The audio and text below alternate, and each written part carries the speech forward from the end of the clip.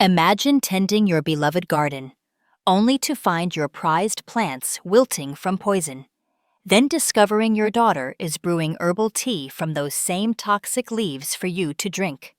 I'm Evelyn, and when I tasted a strange bitterness in the tea, I uncovered a web of infidelity and betrayal that shattered my family. My daughter's actions, driven by her lover's schemes, pushed me to fight back. Join me as I unravel a story of deceit, revenge, and the strength to protect what's mine. This tale of family treachery will grip you, and you won't believe what unfolds next. I'm 63, a retired journalist living in a small town in Virginia. My home is a quaint, historic house with a wraparound porch, a cozy fireplace, and a backyard garden that's my pride and joy. This is where I've spent years nurturing rare plants, their vibrant blooms a testament to my care. My daughter, Clara, 37, is a talented fashion designer with a radiant smile that's grown colder lately. Her older sister, Laura, 40, is a dedicated schoolteacher, the steady anchor of our family. Together, we've been a close-knit unit, or so I thought, bound by shared dinners in this charming, springtime corner of the world. Clara and Laura live nearby, and we gather often, especially for my garden parties where my plants take center stage.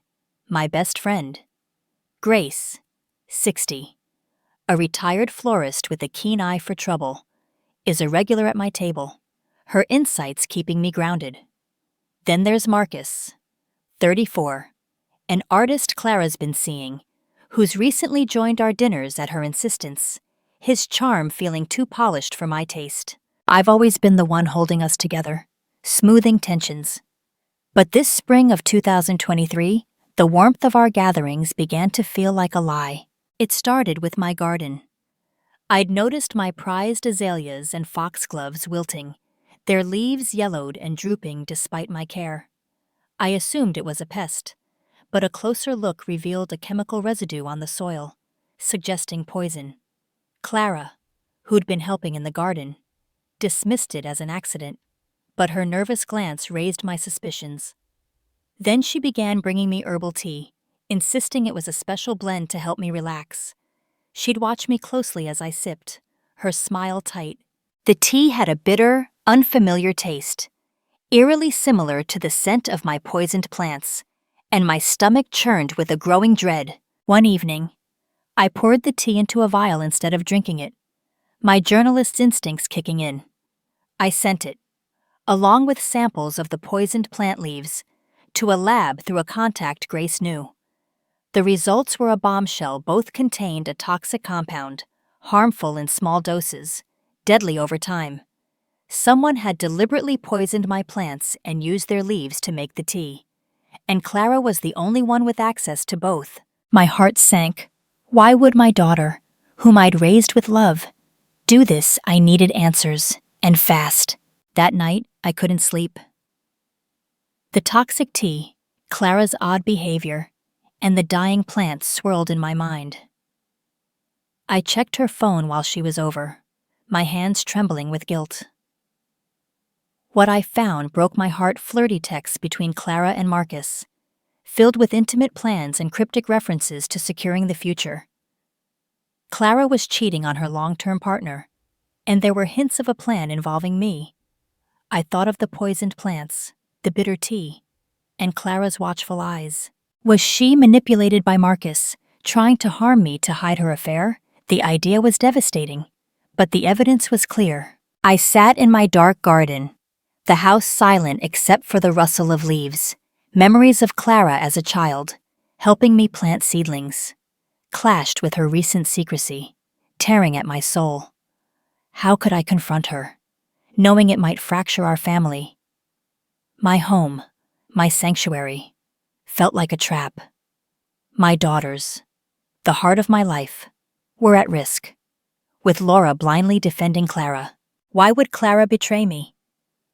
Was it just to protect her affair with Marcus? Or was there more, something tied to our home? My savings, I didn't have all the answers, but I knew I couldn't stay silent. A dangerous truth was unfolding, and I had to face it. I began forming a plan, leaning on Grace's sharp instincts and my own resolve as a mother. The poisoned plants, the toxic tea, and the lab results were just the start. I needed proof, not just for me but for Laura, to show her the truth without breaking her trust in her sister. My garden, where I'd nurtured life, had become a battlefield, and I was ready to fight for what was right, no matter the cost. This wasn't just about surviving a deadly tea. It was about saving the family I'd built from the lies threatening to tear it apart. I'd faced tough stories as a journalist, and I wasn't about to back down now. The truth was out there, waiting to be uncovered, and I was determined to find it, to hold Clara accountable, and to protect the love we'd shared for so long. Thanks for joining me this far. Let us know where you're watching from today. And if you're new here, don't forget to like this video and subscribe to join our growing community. This story's just getting started, and you won't want to miss what's next. Stick around, because it's about to get intense. The lab report confirming poison in my tea and plants was a chilling wake-up call, a silent threat from my own daughter, Clara. Those flirty texts between her and Marcus, hinting at securing the future, weren't just proof of an affair. They suggested a plot to harm me, using the very leaves I'd nurtured. I couldn't let this betrayal destroy Laura or our family's bond. Welcome back. Everyone, I'm Evelyn Harper, and if you're following my story from Virginia, you know I'm unraveling a deception that began with poisoned plants in 2023. Thanks for being here, because this is where I start fighting back, and it's a tough road. I've always been the trusting type, the one who saw family as a haven. Clara and Laura were my pride, and I cherished our shared moments in my garden. But the poisoned plants, Clara's strange tea, and those texts shattered that trust, forcing me to face an unthinkable reality. I needed someone to confide in, someone who'd cut through my fears with clarity. That's when I turned to Grace, my best friend of 30 years. Grace, 60, is a retired florist with a green thumb and a sharp instinct. Always wary of Clara's recent charm, she was the ally I needed to navigate this storm. I met Grace at her flower shop, a vibrant space filled with roses and the scent of fresh soil. Over tea, ironic. I know I poured out everything the dying plants. The lab report confirming the toxin, Clara's text with Marcus, the bitter tea. My voice trembled as I showed her screenshots, each word a betrayal of Laura's trust in her sister. Grace listened, her eyes narrowing. And when I finished, she set down her cup. "Evie, this isn't just an affair," she said. "Clara's caught in something dangerous, and you need to find out what Marcus is planning." Her words were a jolt, turning my dread into resolve. I wasn't just a mother, I was a fighter, and I had to act. Grace didn't let me linger in shock. "You're a journalist, Evie. You dig for truth. So dig," she said. She was right. If Clara and Marcus were hiding something, I'd uncover it, no matter how painful. I started small, keeping the lab report and a sample of the tea in a locked box for safety. They were evidence, and I wasn't letting them go. I also checked Clara's phone again during a family dinner, when she left it on the counter, my heart pounding with guilt. The texts with Marcus were bolder, mentioning meetings at a cafe called the Blossom Brew, a trendy spot downtown. I noted the time and place, feeling like a detective in my own family. The next afternoon, Grace and I drove to the Blossom Brew, parking across the street in her old pickup. The cafe was charming, with ivy-covered walls and the hum of conversation. We slipped inside, taking a table in the corner, my nerves frayed. Around noon, Clara walked in, her designer flair out of place among the locals. Marcus followed, his artist swagger evident as he joined her at a table. They sat close, their hands brushing, their laughter intimate. My chest tightened, the air sucked out of me. Grace squeezed my hand. "You okay?" she whispered. I nodded, but I wasn't. This was real, and it cut deep. I wanted to confront them, to scream, to demand answers, but Grace kept me grounded. You need proof, Evie, not a scene. She said she was right. A public outburst would let Clara spin lies, and I needed something concrete. I pulled out my phone, hands trembling, and snapped a photo, their faces clear in the cafe's soft light. It was a small win, but it was something, a piece of the puzzle. Driving home. I was silent, the image seared into my mind. What's next? Grace asked. I keep going, I said, my voice steadier than I felt. I wasn't just seeking answers, I was fighting for Laura's trust and our family's future. Back home, I couldn't look at Clara without seeing her with Marcus, their laughter mocking me. She acted normal, chatting about her designs during dinners. But every gesture felt like a lie. I started noticing things. I'd overlooked a receipt in her purse for a bar I'd never visited, a faint cologne on her scarf that wasn't hers. Each clue was a wound. But I pressed on. I checked my garden, finding a hidden vial of chemical residue near the poisoned plants, as if Clara was planning another attempt. My fear grew, but so did my determination. The toxic tea wasn't a one-off, it was part of a plan, and I needed to know its full scope. Grace suggested sending the vial for testing, but I wasn't ready to involve more people yet. I hid it in my locked box, along with the photo, screenshots, and lab report. I also watched Clara closely, noting her growing carelessness. She'd leave her phone unattended, act nonchalant about the tea, as if she thought I was clueless. The thought of my daughter betraying me tore at my heart, but I couldn't stop. I had to protect myself and uncover why she'd turned against me, whether it was Marcus's influence or something deeper. The truth was out there, and I was determined to find it, to hold Clara accountable, and to save the family I'd built. Thank you for sticking with me. Everyone, what do you think Evelyn should do next? Drop a comment below. If you're new, please like and subscribe to join our community. We're diving deeper soon, and it's going to get intense. The photo of Clara and Marcus at the Blossom Brew was a wound that wouldn't heal, their intimate laughter a constant echo in my mind. That vial of chemical residue in my garden, the toxic tea, and Clara's watchful eyes confirmed a threat I never imagined from my own daughter. I couldn't let her betrayal destroy Laura or our family's legacy. Welcome back, everyone. I'm Evelyn Harper, and if you're following my story from Virginia, you know I'm battling a deception that began with poisoned plants in 2023. Thanks for being here, because this part gets heavier, and I need you with me. I couldn't shield Laura from the truth any longer. The weight of Clara's actions was suffocating, and Laura deserved to know her sister was unfaithful and dangerous.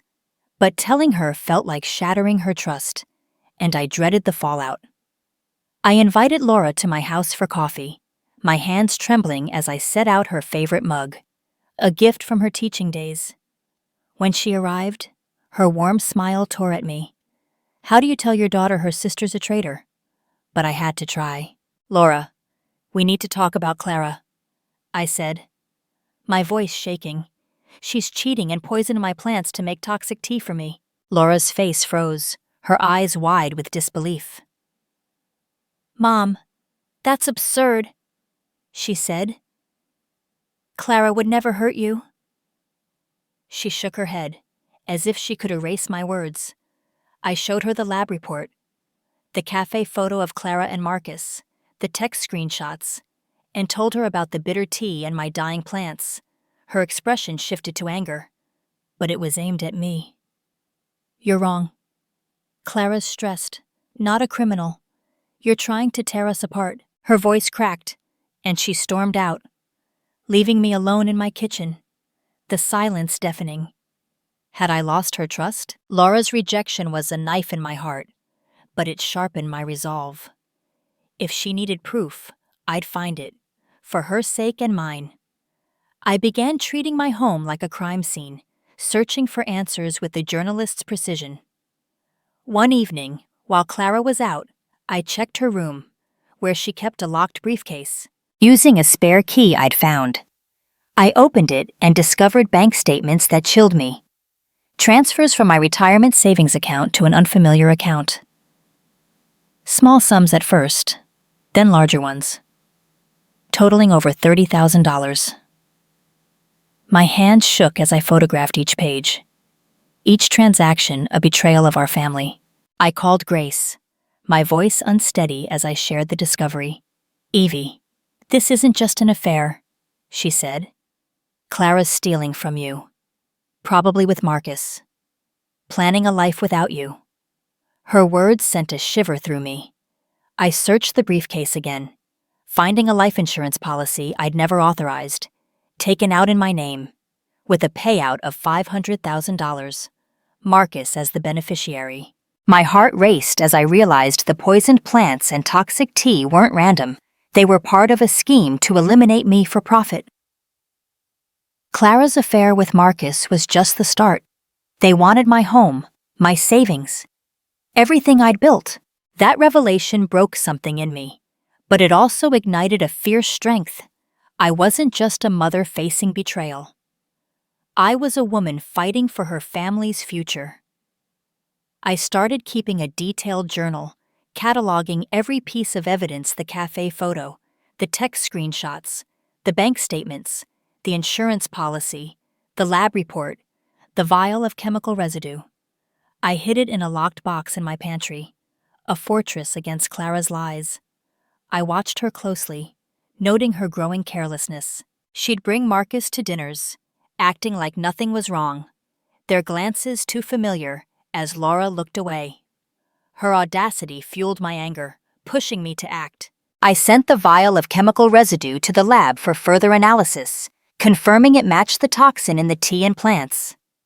The report was a powerful tool, undeniable proof of their intent. Grace urged me to confront Laura again, but I knew she wasn't ready. I needed more. Something so clear it would force her to see Clara's betrayal without breaking her spirit. I installed a hidden camera in my garden, where the poisoned plants grew, hoping to catch Clara tampering again. Her frequent visits to help with gardening gave her opportunities, and I was determined to be ready. Laura's anger weighed heavily on me, but I understood her loyalty to Clara.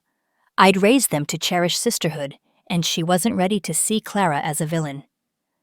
I sent her a text, apologizing for our fight and promising I'd only come to her with solid proof. I hoped she'd see the truth before it was too late.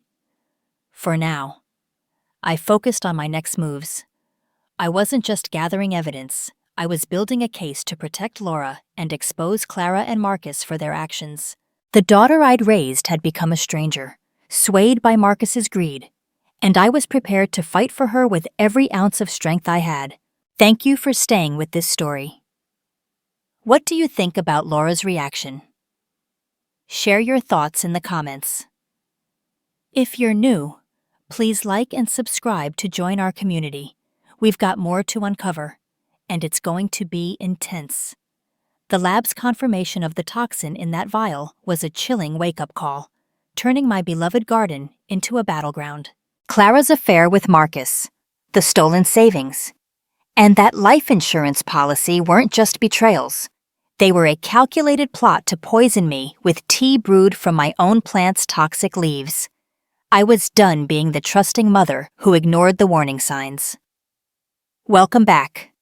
Everyone, I'm Evelyn Harper, and if you're following my story from Virginia, you know I'm fighting a war sparked by poisoned plants in 2023. Thanks for being here, because this is where it all comes crashing down, and you won't want to miss this showdown. I spent days after uncovering the insurance policy in a whirlwind of determination.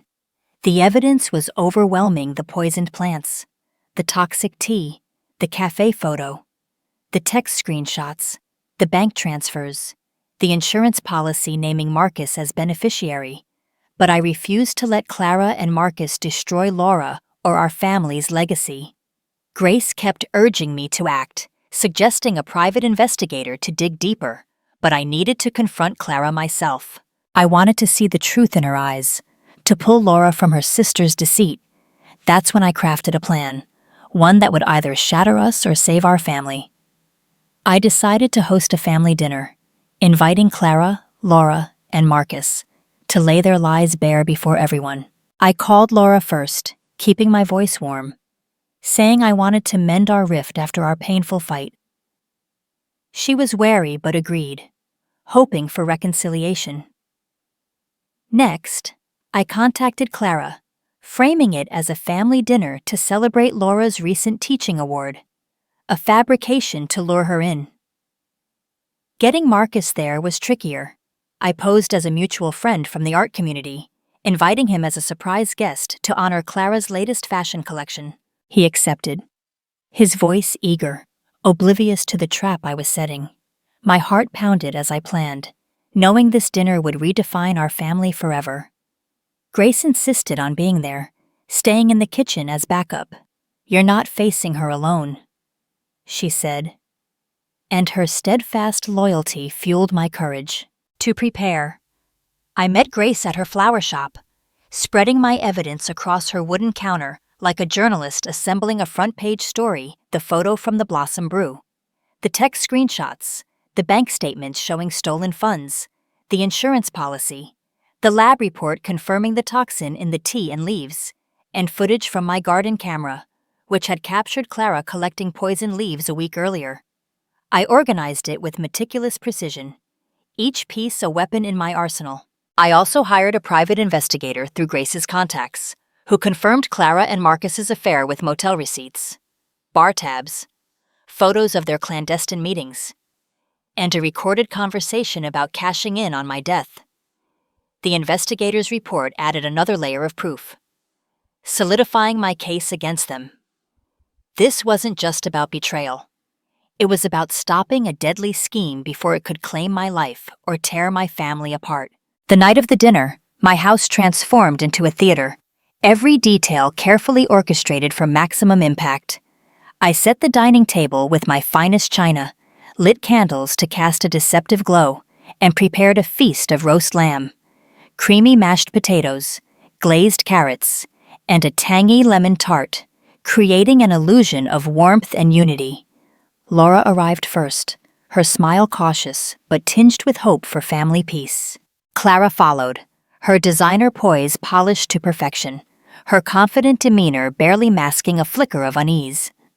Marcus came last, his artist swagger jarring in my cozy dining room, his presence an affront to my home. We sat, exchanging small talk about Laura's students, Clara's fashion projects, and the vibrant Virginia spring. But the air was thick with unspoken tension. I watched Clara's practiced smile, Marcus's nervous glances, and Laura's uneasy cheer, my pulse racing as I waited for the perfect moment to strike. Halfway through, I raised my wine glass, my voice calm but resolute. "To family and truth," I said, locking eyes with Clara, because lies always come to light. The room fell silent, forks pausing in midair. I pulled out the cafe photo, sliding it across the table with steady hands. "Explain this," I said, my voice unwavering. Laura gasped, her hand trembling as she stared at Clara and Marcus.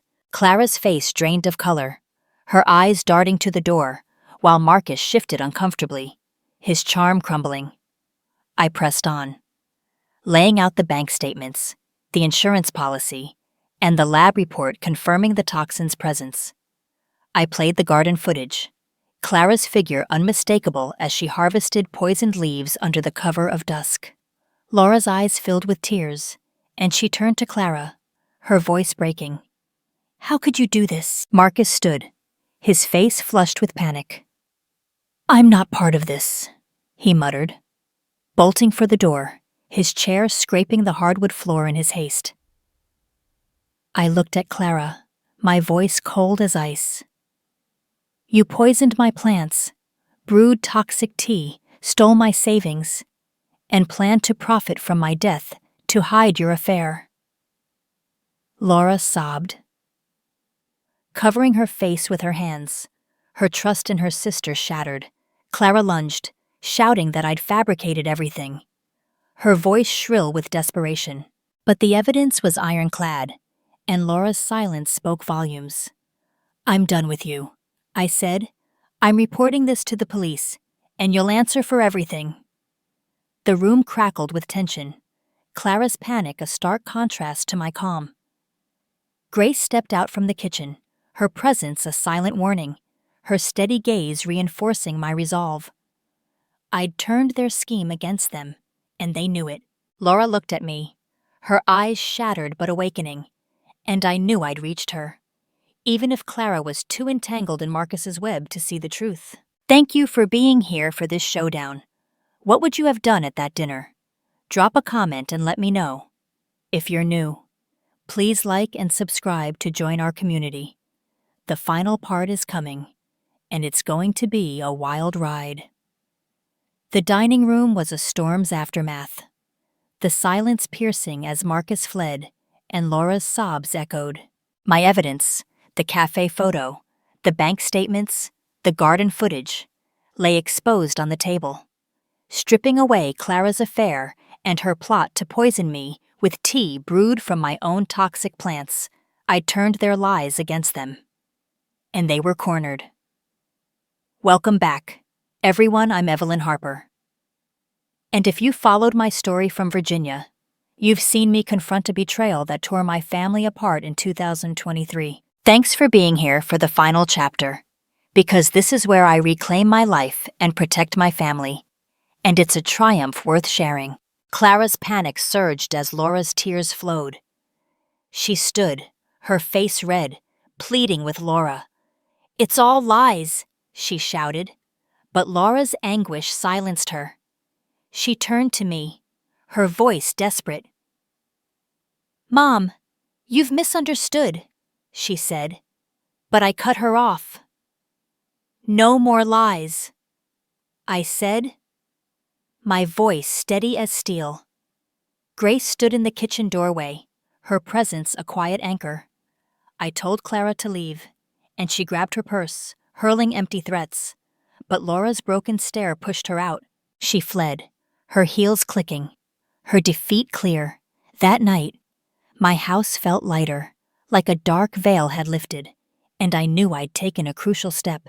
The next morning, I sat with Laura in my garden, the same place where Clara had poisoned my plants. Her eyes were red, but she listened as I explained everything: the toxic tea, the lab report, the stolen savings, the insurance policy. "I'm so sorry." "Mom," she whispered, hugging me tightly. We cried, rebuilding our bond, and she vowed to stand by me. She admitted Clara had manipulated her, claiming the tea was harmless, meant to help me relax. I connected her with the lawyer named Susan, a fierce advocate who reviewed my evidence: the cafe photo, the texts, the bank statements, the insurance policy, the lab report, the garden footage, the investigators' motel receipts. "This is airtight," Susan said. "Fraud, attempted harm, conspiracy. They'll face consequences." I took the evidence to the police, my hands steady as I presented the lab report, garden footage, and investigators' findings. They opened an investigation, and Clara cracked under questioning, admitting Marcus had pushed her to poison the plants and brew the tea, believing it would weaken me enough to force me out, securing the insurance payout. The police charged them with attempted aggravated assault and fraud, serious crimes, and both were arrested. Their reputation shattered in our small town. Marcus, seeing Clara's downfall, fled Virginia, leaving her alone in her ruin. The stolen savings were recovered, and the insurance policy was voided, dismantling their schemes. Their betrayal had cost them everything, from Laura's trust to their freedom. Laura's pain was my deepest concern. We spent days talking, healing the wounds Clara left. She apologized for defending Clara, explaining she'd been blinded by sisterly love. "I was wrong," she said, her voice steady. We rebuilt our trust, and she became my rock. I decided to sell the house, too haunted by Clara's actions, and moved to a smaller home nearby, closer to Laura. Standing in the garden as the for sale sign went up, I felt liberated, ready to leave the past behind. The recovered funds and my savings gave me a fresh start, a chance to redefine my life on my terms. In my new home, I found purpose. Laura introduced me to a community center, and I started a support group for women betrayed by those they loved. Sharing my story. I connected with others who'd faced their own Claras and Marcuses, their resilience mirroring mine. I became a mentor, helping them find their strength, just as Grace had helped me. The group flourished, and I felt alive, turning my pain into a beacon of hope. My garden, once a battlefield, was reborn in a new space, filled with vibrant blooms and shared stories, a testament to what we could overcome. Clara's betrayal was a fire that could have consumed us, but it forged us stronger. I'm Evie, a mother who faced lies and danger to protect her family. If you're watching and feel trapped by deceit, hear this: you have the power to rise. Trust your instincts, fight for your worth, and never let anyone dim your light. Laura and I did, and we're free. Betrayal cuts deep, but it can also be the spark that rebuilds you, tougher than before. This journey was grueling, but it taught me that family, even when broken, can be mended with truth and love. My new life, filled with Laura's support and the warmth of my support group, is proof that we can rise from the ashes.